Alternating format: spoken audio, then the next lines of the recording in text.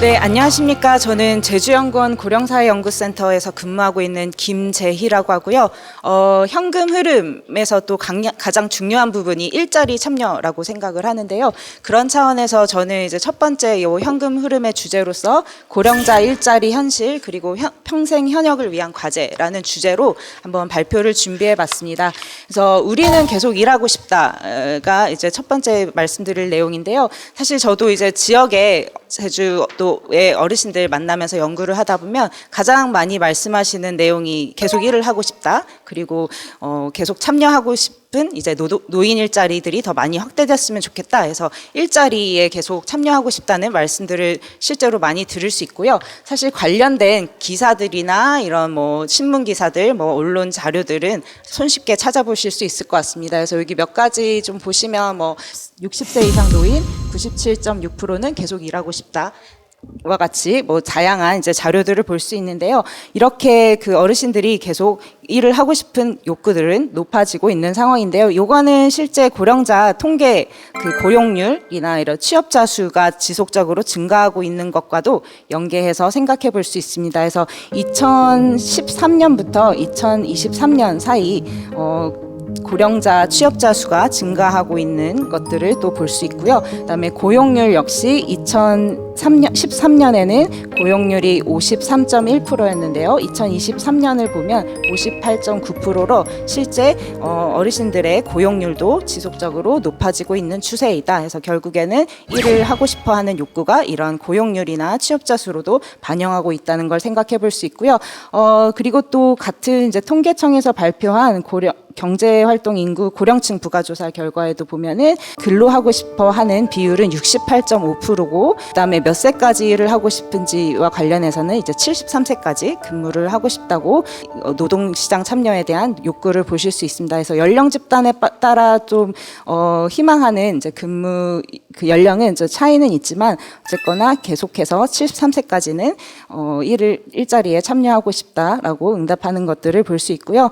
이거는 보건복지부에서 3년마다 이제 발표하는 이제 노인 실태 조사의 자료를 또 비교해서 살펴보면은 노인의 경제활동 참여하는 비율을 5개 연도를 비교했을 때 2008년에는 이제 경제활동에 참여하는 노인 비율이 30% 정도였는데 2020년에는 36.9%로 한 6.9%포인트 이제 높아지고 있는 상황이다. 이런 자료들을 좀 준비를 했습니다.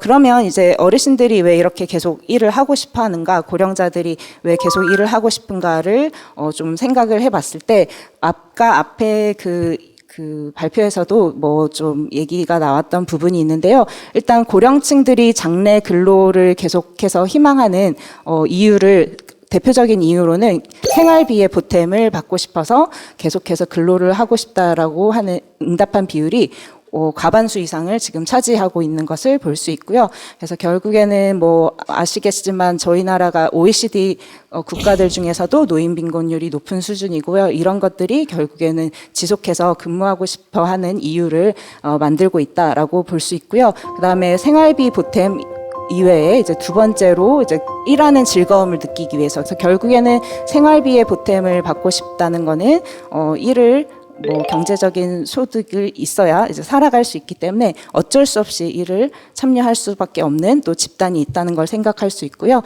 반면에 이제 또 일하는 즐거움을 위해서 일하는 분들은 이제 아무래도 그 지속적으로 더 활기차고 행복한 노년의 삶을 위해서 일을 또 하고 싶어하는 또 집단이 있다. 이렇게 두 가지 집단을 보실 수 있습니다. 그래서 관련해서 또 그 생계를 위해서 어쩔 수 없이 일하고 싶은 집단과 관련된 통계 자료를 준비했는데요. 그래서 OECD 가입국의 2020년 기준으로 지금 그 노인 빈곤율 수치를 비교했을 때 이제 OECD 국가는 한 14% 정도 노인 빈곤율 수치인데 대한민국이 지금 40.4%로 가장 높은 것을 볼 수 있습니다. 그래서 이렇기 때문에 그 우리나라 고령자들이 어쩔 수 없이 일을 할 수밖에 없는 또 집단이 있다는 걸 생각할 수 있고요.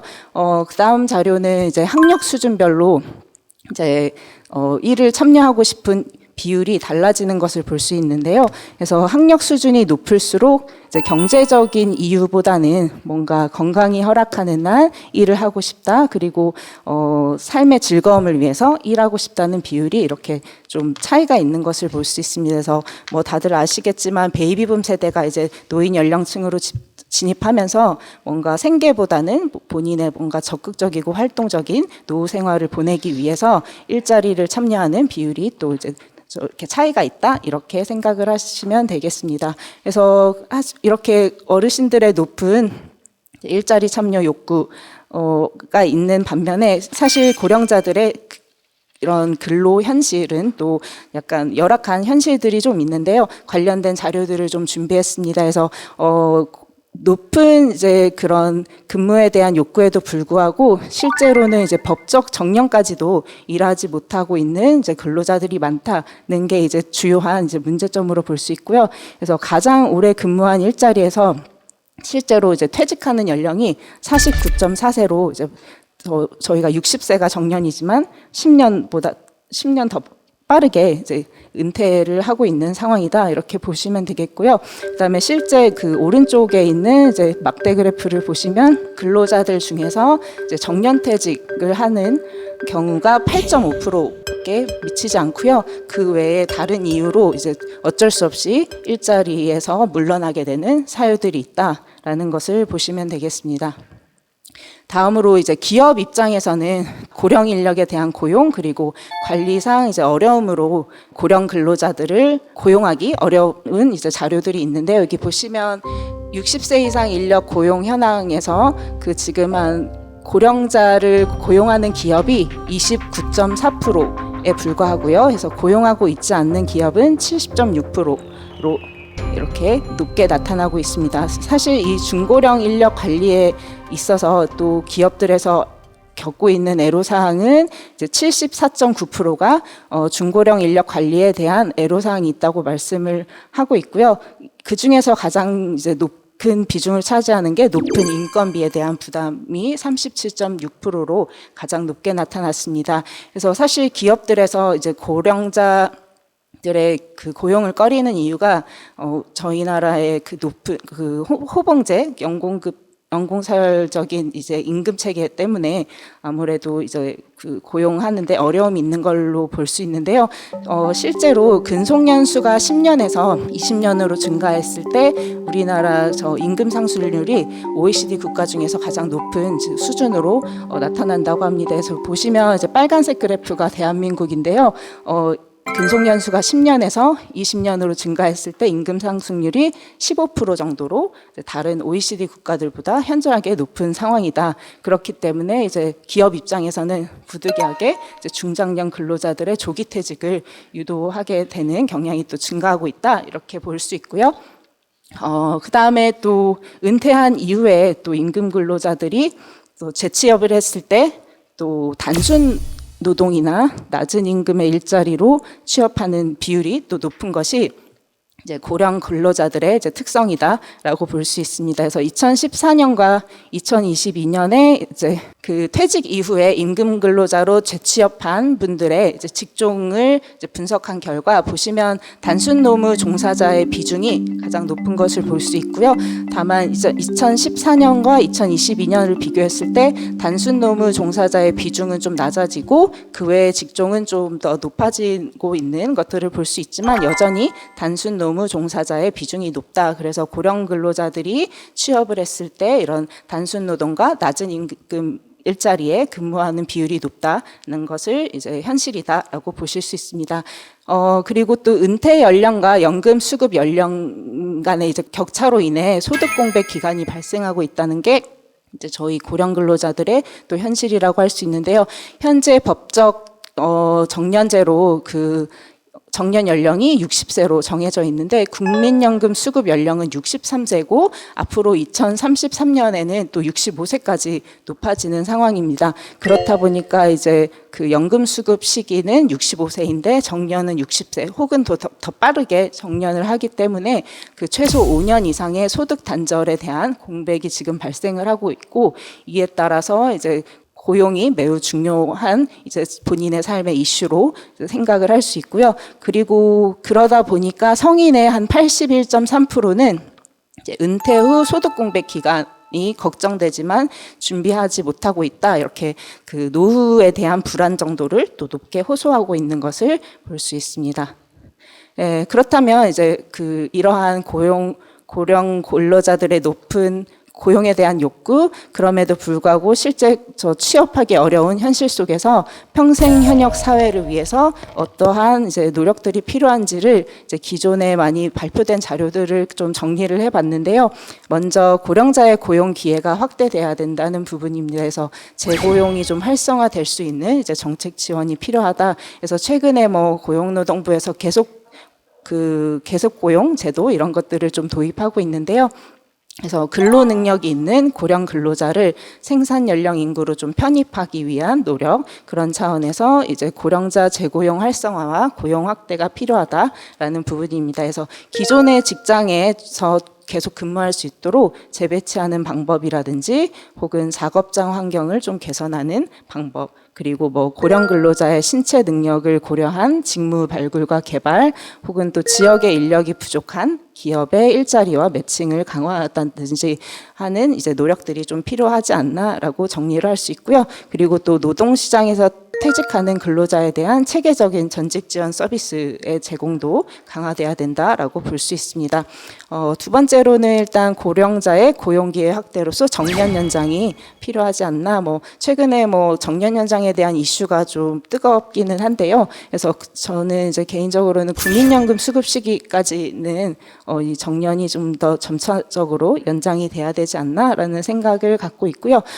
특히 또 사실 정년이 60세까지라고 하더라도 아까 앞에서 보다시피 실제 또 은퇴하는 시기는 49세 4세 해서 더 10년 더 빠르게 정년, 그러니까 은퇴하시는 분들이 있는 것을 고려했을 때 지금 현재의 법적 정년 제도가 아직은 안착되지 않았다는 것을 또 생각할 수 있고, 이런 차원에서 그 모든 근로자들이 60세까지는 좀 근무할 수 있는 이제 정년 제도가 좀 더 안착하기 위한 사회적 노력이 필요하지 않은가라고 생각을 할 수 있고요. 그래서 이거와 맞물려서 뭐 연공급제 그 임금 체계 개편이라든지, 그리고 정년 연장에 대한 그 청년 세대와의 그런 세대 갈등 혹은 사회적 합의에 대한 또 고려가 필요하지 않을까라고 정리를 할 수 있고요. 그 다음에 세 번째로 마지막으로 이제 연령 통합 사회로의 전환이라고 이제 정리를 해볼 수 있습니다. 그래서 순차적 인생 모형에서 탈피해야 된다는 얘기가 있는데요. 그래서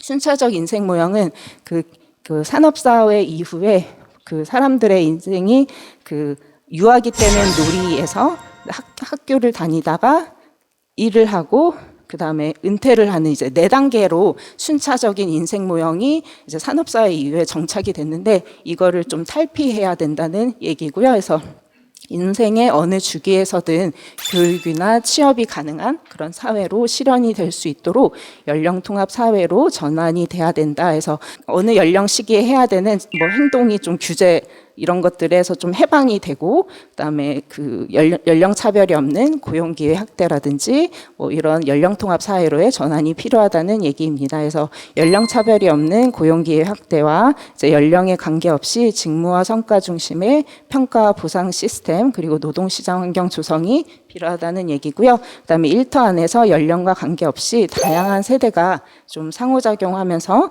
뭐 자신들의 강점이나 이제 경험이나 노하우를 자유롭게 공유할 수 있는 이런 환경이 조성돼야 된다는 말씀을 드립니다. 그래서 이렇게 몇 가지 평생 현역을 위한 과제를 말씀드렸고요. 부족하지만 이제 발표 들어주셔서 감사합니다. 이상입니다.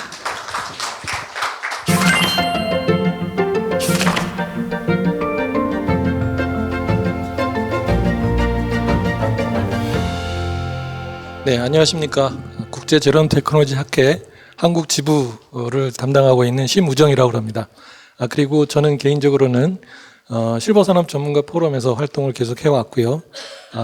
한국의 노후를 위한 기술, 그런 과학기술을 도입하는 제롬테크놀로지를 한국에 도입하고자 노력을 해왔습니다. 자, 제 주제는 은퇴의 절벽을 넘어 봄맞이 학인데요. 실제 그 최근에 베이비붐 분들이 많이 은퇴를 하고 계시고 그럽니다. 그래서 그분들이 어떤 생각을 가지고 계신지, 그리고 앞으로 어떤 변화가 있을지에 대해서 상상을 해보고, 좀 가설적이고 가정적이지만 오늘 상상해보는 시간을 이렇게 가져보도록 하겠습니다. 부제로 이제 제런테크 세이지가 온다, 이들이 온다라고 했는데요. 이따 한번 보도록 하겠습니다. 그동안 그 베이비붐 분들 보면 이렇게 성공하신 분들이 많았던 것 같습니다. 그래서 정상에 올라오시고 해서 보람도 많이 느끼시고, 어떤 분이 30년간 공직에 계시다가 이제 은퇴를 하셔가지고 자기는 정말 열심히 했어, 정말 사회에 할 일 많이 했어라고 이렇게 위안을 가지시고 나와서 앞으로 무엇을 할까 이렇게 이제 계획도 짜시고 하는 그런 모습을 봤습니다.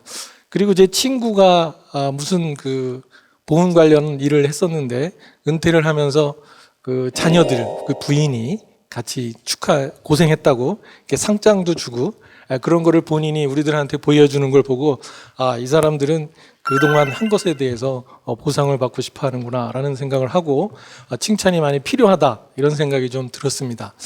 그러면서 이분들이 늘 고민하는 게 있죠. 그동안 각 도처에서 다양하게 뭐 예술 활동도 하고 농사도 지으시고 공무원도 하시고 의사도 하시고 뭐 기계 일도 하시고 다양한 일들을 이렇게 해오셨죠. 이런 분들이 각 분야에서 이렇게 은퇴하면서 굉장히 보람이 있는 그런 맞이를 하시는데요. 그동안 이분들이 주로 이렇게 일에만 몰두하셨던 것 같습니다. 그래서 이분들이 너무 일에만 빠져 있었다. 가정과 여가와 취미, 건강은 너무 도외시한 것 같다. 본인한테 잘못한 것 같다. 이런 얘기들을 대부분 하십니다. 그리고 저도 아직 은퇴할 나이이긴 하지만 저도 돌아봐도 제 몸한테 나쁜 짓을 많이 한 것 같습니다. 특히 40세 때 밤새 일하고 모자라갖고 또 일하고 막, 물론 지금도 그럽니다만 저도 계속 일에 파묻혀 사는 것 같습니다. 그러면서 이분들이 하는 얘기가 주로 뭐죠? 이제 가족하고 살고 싶다. 그래서 가족과 시간을 좀 더 투입하고 싶다. 그리고 여가와 취미, 건강 이런 것에 신경을 쓰면서 살고 싶다 라고 이렇게 얘기를 하십니다. 그래서 그런 모습을 보면서 이제 새로운 인생이 시작되는구나 라는 그런 생각을 가지게 됩니다. 그래서 제가 인생 라이프 곡선을 한번 그려봤습니다. 그래서 이거는 파란색은 능력이거든요. 그래서 어려서부터 이제 점점 커가지고 20살, 5살 때까지 많은 공부도 하고 육체도 성장하고 해가지고 쭉 진행해 오다가 40대부터 노화가 시작이 됩니다. 그러면서 빨리 오시는 분은 점점 노화가 돼서 이렇게 요양 단계로 들어가죠. 그리고 좀 더 건강하신 분들은 느리게 노화가 돼서 이렇게 돌아가시게 되죠. 저는 한 가지 믿고 있는 구석이 우리 외할아버지입니다. 우리 외할아버지는 80 넘어서 벌써 15년 전에 80 넘어서 돌아가셨는데 3달만 고생하시고 돌아가셨어요. 그래서 저도 그럴 거라는 착각에 빠져 있습니다. 그래가지고 건강을 도외시하고 하는데 정말 우리 맨날 얘기하는 9988-234라는 것이 우리한테 와주기를 바라고 있죠. 다만 우리가 지금 은퇴가 어디서 되는 거죠? 은퇴가 빠르면 50대 초반, 늦으면 60대 중반, 말? 이 정도죠. 그래서 저는 여기서 이제 의문을 가져보죠. 그래서 이제 그동안 고생했으니 이제 이런 낙원에서 쉬면서 살아야 된다는 것이 이제 당연하다라는 생각은 듭니다. 그런데 그분들한테 진짜를 한번 여쭤봤어요. 이제 편하게 즐겁게 사셔야 되는데, 그래서 뭐 서울시민대학이든 어디든 가서 명강좌도 듣고 하면서 이렇게 편하게 이렇게 사시죠. 그런데 이분들 뒤에는 약간의 걱정이 숨어 있습니다. 앞으로 어떻게 세상이 변화될지 모른다는 그런 그 불안감, 모르는 것에 대한 이런 거 궁금한 것이 있습니다. 그래서 이분들에게 그 이후의 세상에 대해서 누군가는 알려줄 필요가 있겠다 이런 생각이 좀 듭니다. 그래서 아직 이 세상을 아무도 못 살아봤잖아요. 문제는 지금 과학기술이 엄청나게 빠르게 변화하고 있고, 그죠? 의료기술이나 이런 것도 엄청나게 빨리 발전하고 있는데 앞으로 어떻게 되는지 아무도 모르는 그런 상황이 지금 벌어지고 있는 것이죠. 그래서 이분들한테는 지금 일단 행복하게 지내시라고 이렇게 말씀을 드리는 것이 맞는 것 같아요. 앞으로 일을 계속 하시라고 얘기했다가 혼납니다, 제가. 그래가지고 그 시기가 지나면, 은퇴 후 한 5년 정도만 지나면, 그보다 좀 더 빠를까요? 한 3년? 그때쯤 돼서 얘기를 드려야 되는 게 이제 지금부터 얘기 드립니다. 한 가지 이제 많이 벌으신 분들은 미국 같은 데서는 선시티 같은 데는 50살부터 실버타운에 와서 살거든요. 거기는 돈이 억만장자들이에요. 그분들은 와서 그냥 편하게 그렇게 사시면 되는 분들이죠. 근데 우리나라는 방금 보셨지만, 연구원님 말씀하셨지만 60% 이상, 70% 이상의 소득을 가져가야 되는 그런 상황이죠. 그래서 그동안 수고하고 하신 분들은 쉬시지만, 그 다음에 또 계속 일하실 분들은 일하셔야 되지만, 한 가지 알고 가야 될 게 있다는 거죠. 앞으로는 이제 옛날과 달리 이런 노화가 계속 나타난다는 거죠. 그래서 본인의 신체적 노화, 그래서 심신의 변화가 나타나고, 심리적 노화 나타나고, 동작이 변해서 하고자 했던 청소도 마음대로 못하고 일도 마음대로 못하고 그러는 것이 발생하죠. 그러면서 힘든 청소라든지 힘든 일 이런 것은 이제 멀어지기 시작하는 거죠. 그러면서 이제 생활이 바뀌어지는 거죠. 일상생활 아침에 일어나서 뭐 하고 하는 모든 과정 이것이 이제 다 바뀌게 됩니다. 그리고 이제 그것이 점점 노화가 많아지면 질환으로 되겠죠. 그러면서 질환 때문에 움직임도 줄어들고 여러 가지 그런 신체 작용 때문에 또 노화가 발생되고, 그죠? 이것이 계속 굴레로 돌아가는 그런 현상을 가져옵니다. 그래서 요것만큼은 좀 아셔야 되겠다는 생각을 합니다. 그리고 지금 은퇴하시는 분들한테 이 노화에 대한 것은 다 한번 은퇴 전에 한번 강의를 받으시는 게 좋겠다는 생각이 들어요. 신체적인 변화, 심리적인 변화, 사회적인 변화 이런 것에 대해서 다 한번 강의를 들으시고, 나는 그러면 저때 어떻게 해야 될 것이다. 이런 생각을 한 번이라도 해보게 하는 게 좋다는 생각을 가집니다. 제가 50살 되던 해 친구들한테 우리 책 한 번 쓰자 그랬습니다. 그래가지고 어떤 책 주제를 쓰리 이래서 제가 얘기했습니다. 지난 50년을 돌아보고 앞으로 50년을 어떻게 살지 각자 생각해보고 그냥 그대로 쓰자라고 했습니다. 그랬더니 친구들이 나 책 10권도 더 써 막 이랬습니다. 근데 막상 딱 던져놓고 나니까 한 장을 못 넘겨요.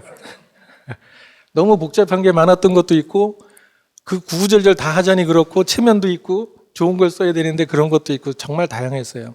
어쨌든 이 친구들이 우여곡절 때 다 썼습니다.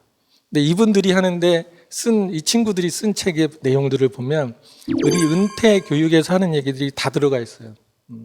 그래서 건강 유지하고 일을 할 때는 어떻게 하고 친구들 간의 관계는 어떻게 하고 이런 것들을 본인들이 다 해답을 냈습니다. 그래서 이 친구들한테는 은퇴 교육 필요 없구나. 질문만 하면 되는구나라는 그런 생각을 했습니다. 그래서 이 노화에 대한 것도 이 친구들은 노후에 대한 예측을 못 해요.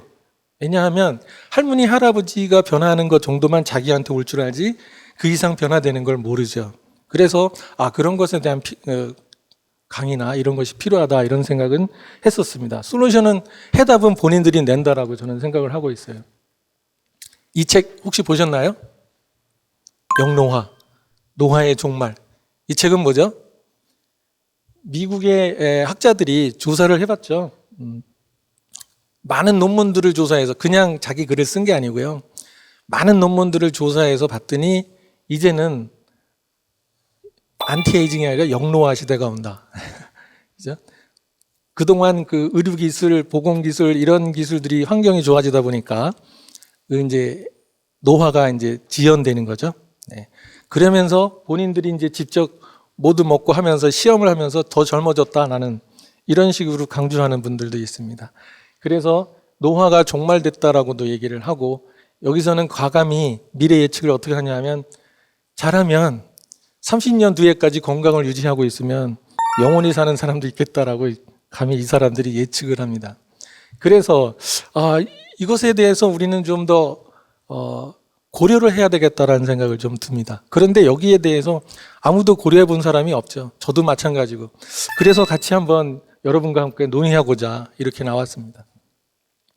자, 우리는 40년 전에 어떤 모습이었나요? 저는 새마을운동 기간 전에 태어났습니다.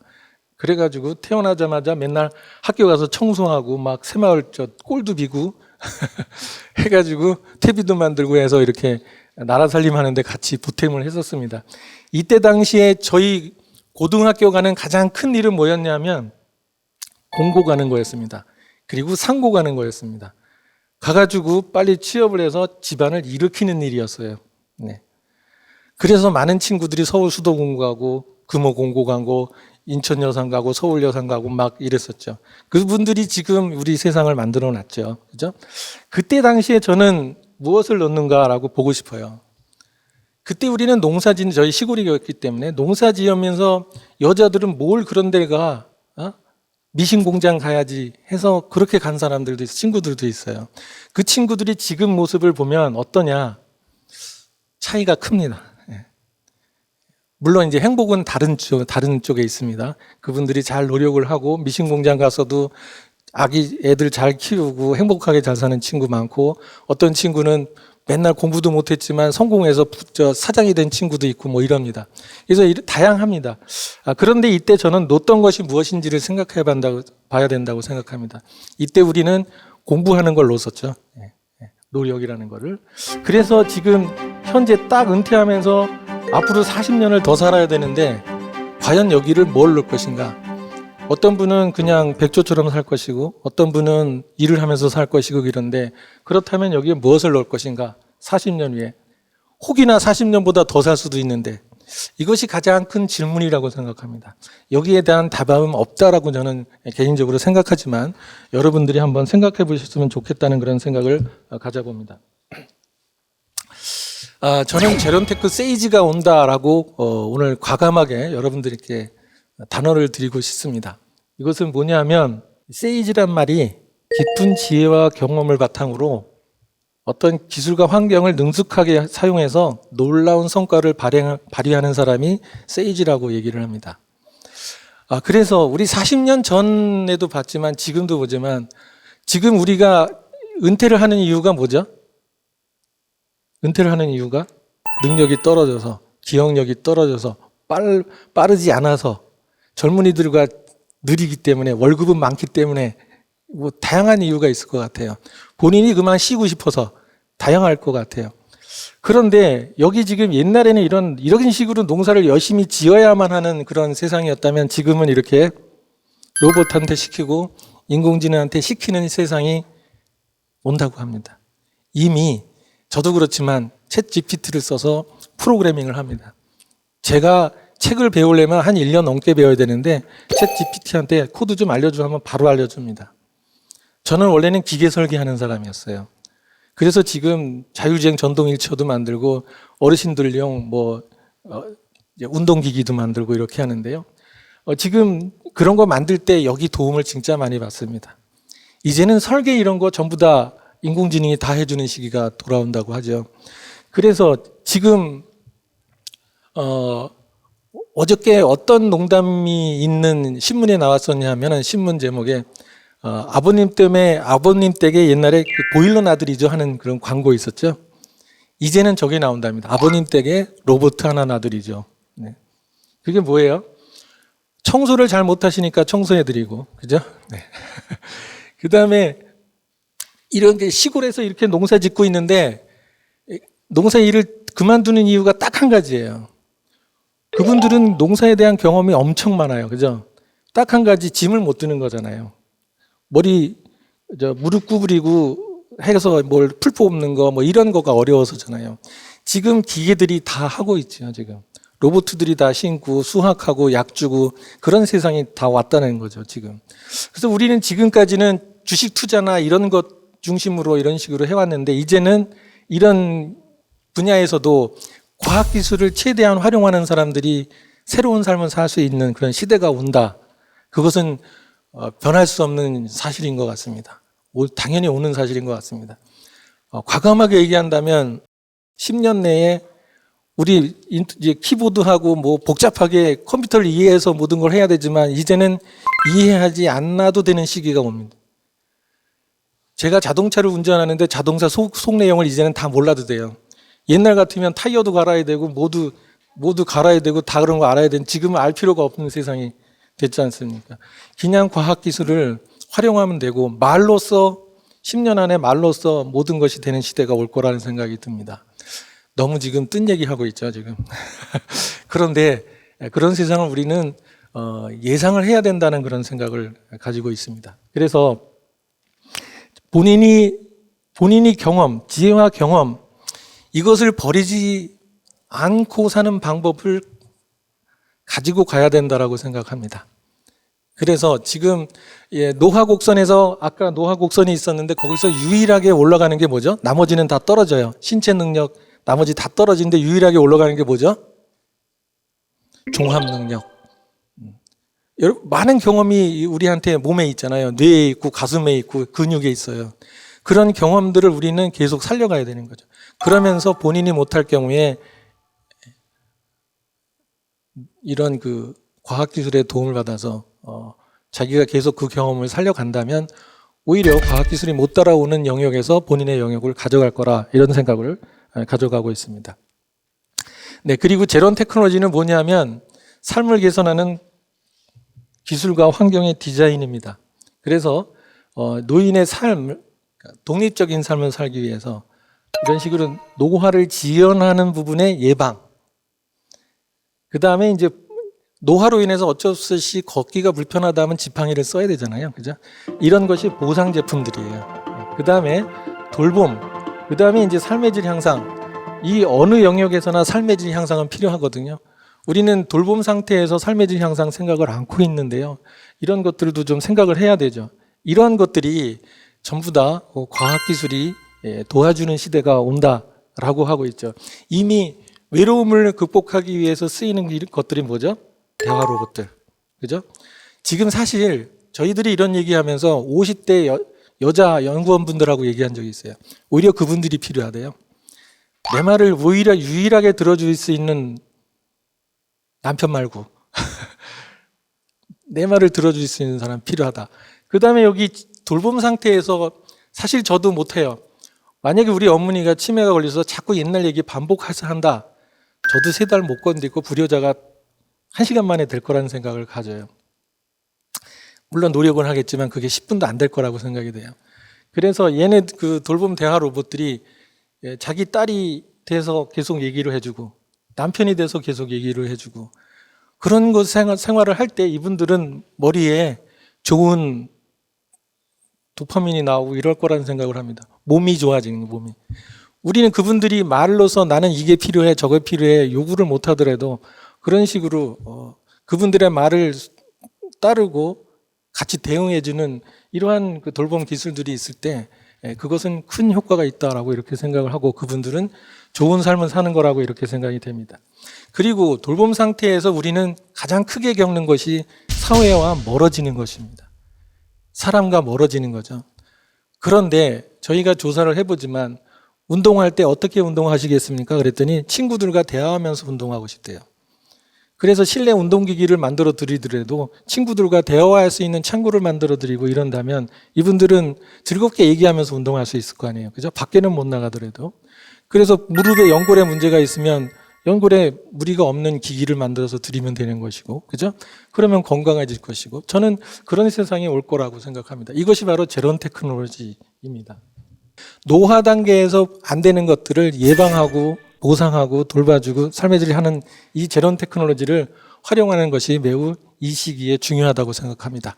그래야 이 그래프가 오른쪽으로 갈 거라고 이렇게 생각합니다.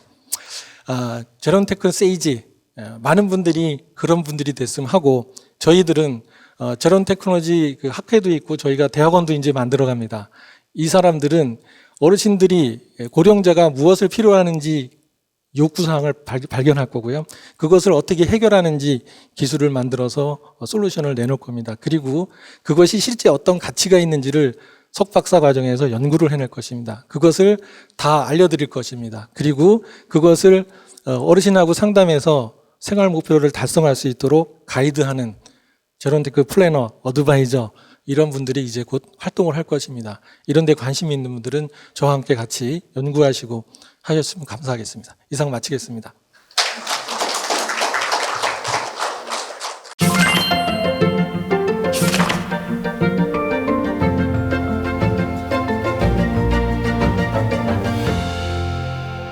반갑습니다. 김병태라고 합니다.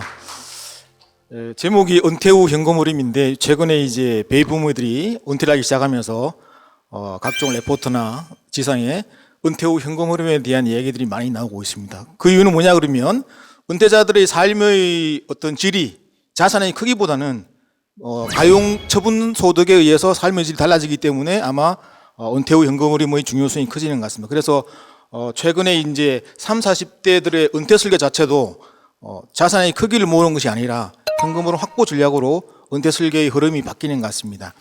우리나라에서 이제 그 인출에 대한 연구는 아마 지금 시작 단계에 있는 것 같습니다. 그래서 저도 이제 학위 논문을 인출로 했었는데, 그래서 오늘 이 자리는 우리나라의 인출에 대한 이야기를 같이 좀 논하는, 초기 논하는 그런 자리로 생각이 됩니다. 제가 준비한 걸 말씀을 드리겠습니다. 우리가 은퇴를 한다 그러는데 은퇴가 과연 몇 살일까요? 은퇴의 관점은 시기가 다 틀리잖아요. 그래서 저는 이제 근데 은퇴 후에 어떤 현금 흐름 전략을 짜기 위해서는 어떤 하나의 포인트를 잡아야 되는데 그 포인트가 아마 풀타임에서 나오는 풀타임 소득이 단절되는 시점을 은퇴로 잡아야 되지 않냐 생각합니다. 왜냐하면 그때부터는 어떤 전략이 들어가야 되기 때문에. 그래서 은퇴를 했습니까 안 했습니까? 은퇴가 언제입니까? 할 때는 이제 시기적으로는 풀타임 소득이 끊어지는 시점이 나는 은퇴자다 이렇게 생각하시면 될 것 같습니다. 은퇴 이후에는 다음과 같이 한 3단계의 단계가 온다고 합니다. 그래서 은퇴를 하면 이제 제2의 라이프를 살아야 되니까 초창기에는 시간도 많고 하다가 회상의 시기가 오다가 약간 간병의 시기로 이렇게 3단계로 은퇴의 스테이지가 진행이 된다고 해요. 단계이기 때문에 각각의 단계마다 아마 이 현금 흐름의 크기가 틀릴 테고 필요한 소득의 양이 틀릴 겁니다. 그렇죠? 그러면 과연 우리가 은퇴 후에 현금 흐름을 전략을 짜야 되는데 중요한 거는 어디에다가 기준을 맞춰야 될까? 내가 가진 자산의 크기 또는 내가 가진 돈의 크기에 지출을 맞춰야 될까? 아니면 내가 은퇴 후에 살고 싶은 삶의 소득을 맞춰야 될까? 굉장히 중요한 이슈이기도 합니다.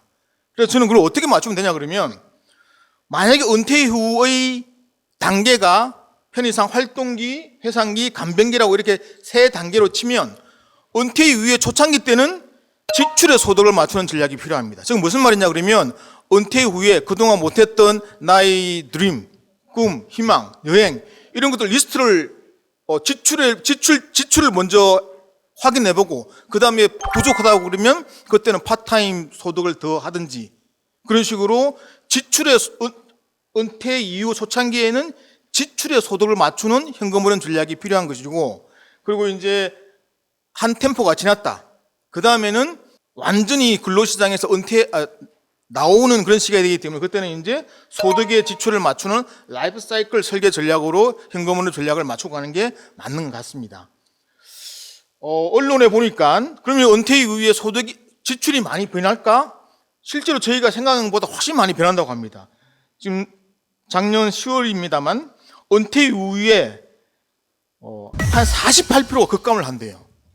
여러분 이게 그런 것 같습니까?